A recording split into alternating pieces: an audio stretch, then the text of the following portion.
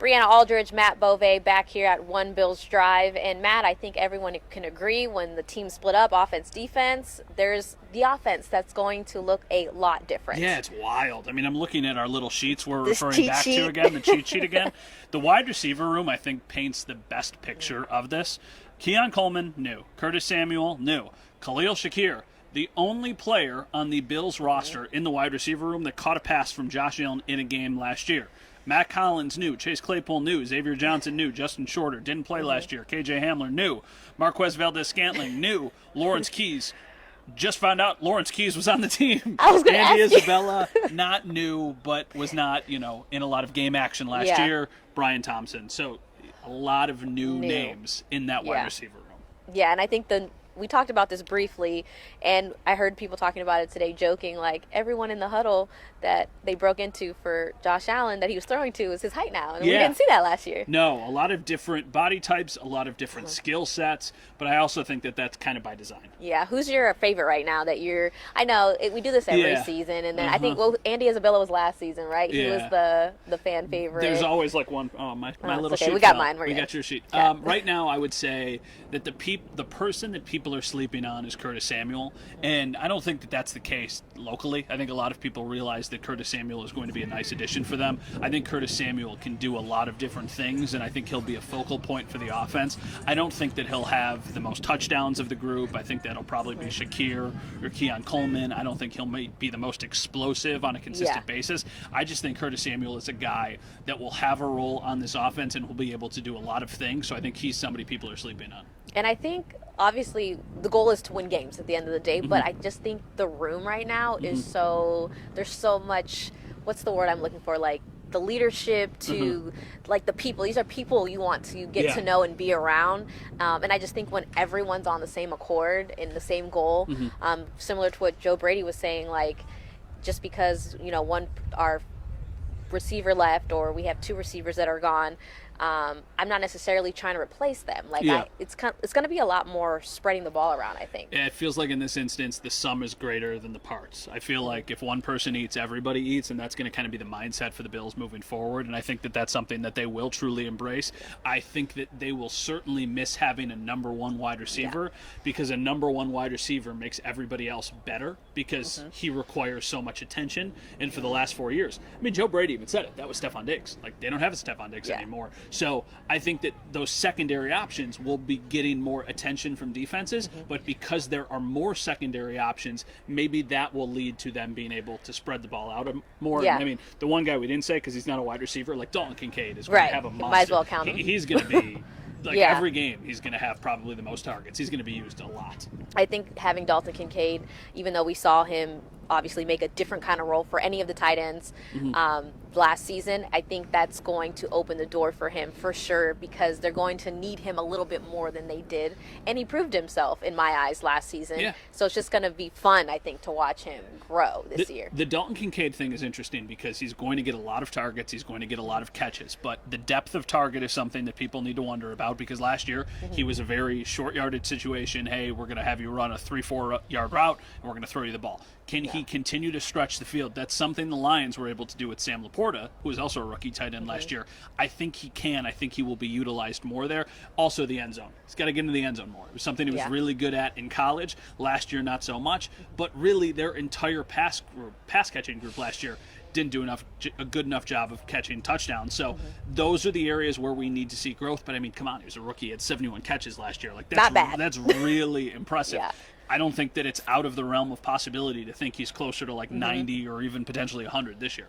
And not to shy away from the running backs as well. We haven't really focused. They haven't been a focal point, I don't think, up until this point because they're trying to figure out all the attention, like, who's going to be the Bills wide receiver. But the pass catching really could look a little different, too. And talking about the running backs, I know Joe Brady today talked about Ray Davis and what he brings. I'm interested to see what he's going to look like on this team as well, in addition to James Cook. The Ray Davis thing is, to me, like, okay, maybe that's your answer to not being able to complete a screen pass. This team has not had a screen game in a lot, probably since LaShawn McCoy was here.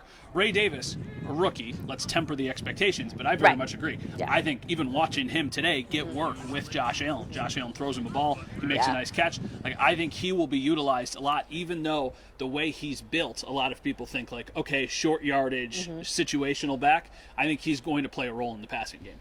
And just to kind of the last 2 seasons, it's what was the thing when I first started with the Bills? I kept hearing Super Bowl or bust, right? Super Bowl or bust. And that was kind of like a heavy thing around this team. And I think, speaking as a former athlete, when there's really no pressure on you coming into a season, I think that this might be the season where the Bills do weird things, great things, because the pressure is not on them right now. Let everybody sleep on you, right? Yeah. It's like everybody's talking about the Jets, everybody's talking about Yep. which is so, like, we're used to it at this point, but because they had such a loaded roster for the last couple of years, I think people were like, no, like, you have to win. And I think that is still the goal. I think that is still the expectation, but I think the noise has died down a little bit, and I think that's when you can really see some success. Definitely expecting to see some growing pains like any team, right? For but sure.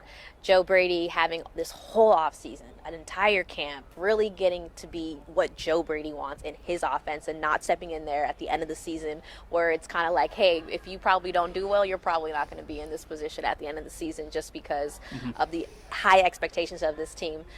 So I think I'm excited to see what this team does. Yeah. What do you think is going to be the hardest part, though? We're saying all these great things. We know it's not going to happen overnight. What do you think the hardest adjustment is going to be for Joe Brady with this new look, with this young group, but big group of wide receivers? I think that it will take a while to get on the same page with all of the new faces that we talked about, and there could be some growing pains in the beginning of the season. I also think he needs to figure out a way of getting defenses to play you differently than you're used to, and I think that that's something that they will be able to figure out. It's just like life without Stephon Diggs complicates things more than just not having Stephon Diggs on the field. If we looked at the roster we just read off and included Stephon Diggs' name, you could make the argument, wow, this is maybe one of the best groups of talent that they've had this entire time. Teams play you different when they're thinking about trying to stop Stephon Diggs. He's going to need to figure out a way of getting teams to worry about other things that open up what they're trying to accomplish. And final question for you. Yep. Wide receivers, we talked through and through. Tight ends, we know Dalton Kincaid. Running back, who do you think that might surprise you? No, there's kind of 3 names that are floating around, but who do you think? Ty Johnson kind of did some stuff at the end. Yeah, I like Ty Johnson a lot. I think that Ty Johnson has earned a bigger role on this team. I like the way they utilized him in the second half of the season. It feels like he is a good fit with what Joe Brady is trying to do.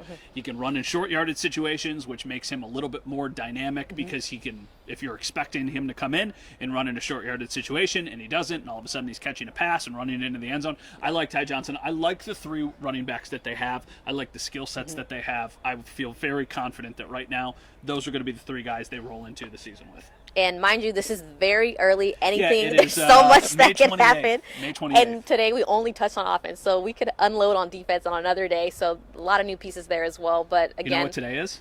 what's today? This is 100 days from the start of the NFL season. wow. 100 days. And I saw a tweet the other day that said there have been 15 Sundays since the Super Bowl, and we are now 15 Sundays away from opening weekend. Okay. So we are as close to the start of the season as we are to the Super Bowl, which is kind of wild to me. Actually, now we're closer to the start of the season than we are to when That's the Super so Bowl much was. math. That is so much math for a mass media major. And but like journalism people, we don't do math. Woo, like woo. we just talk for a living. we're getting closer, but it sounds like the Bills have 100 days to get it together. And Exactly. I'm excited to see how it all unfolds. Absolutely. That's it for now for Matt Beauvais from Brianna Aldridge, reporting from Orchard Park.